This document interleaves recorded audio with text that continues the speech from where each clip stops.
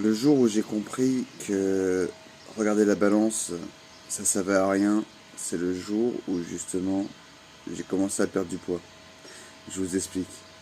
Tout simplement, concrètement, le jour où j'ai compris que l'indice de masse corporelle c'était bidon, entre guillemets, c'est-à-dire qu'on pouvait être considéré comme en surpoids ou en obésité alors qu'on était mince ou juste musclé.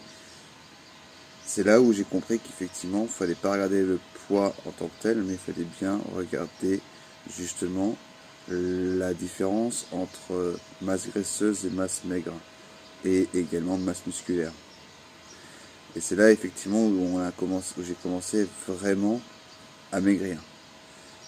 En faisant du sport, en mangeant normalement et équitablement, donc en contrôlant les calories bien sûr, en contrôlant les macronutriments, et donc du coup en mangeant au minimum 1,6 g de protéines par kilo de poids de corps, donc le kilo total, et en buvant au minimum 2 à 4 litres d'eau par jour, et enfin en dormant 7 à 8 heures par jour. C'est comme ça que, au bout du compte, juste en faisant ça, sans forcément prendre de compléments alimentaires ou quoi, on peut très facilement perdre beaucoup de kilos et surtout commencer à avoir une silhouette qui s'affine. Pas forcément perdre beaucoup de kilos, mais au moins avoir une silhouette qui s'affine parce que le gras, on va le transformer en muscle.